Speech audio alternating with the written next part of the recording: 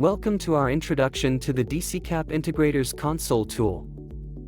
In this video, we will explore the console tool, how it works, and where it can be used in workflows. The console tool is a simple yet powerful feature that allows you to print or display the input entered in the text area. This input can be a static value,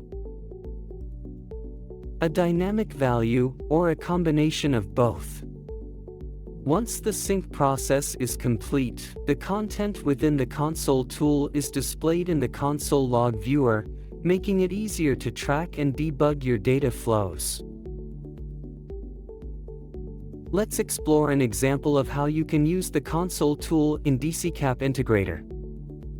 I'm using the console tool just below the time zone formatter to display the date value before and after formatting. This example demonstrates how the console tool can assist in debugging your workflows. In step 2 of the console log viewer, you can see the difference in the timestamp value before and after the conversion, confirming that the formatter tool is functioning correctly.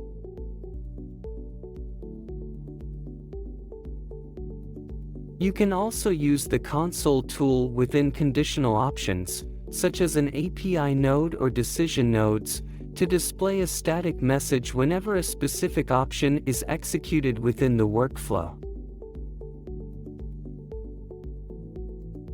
So this is how you can use the console tool in your workflows. Thank you.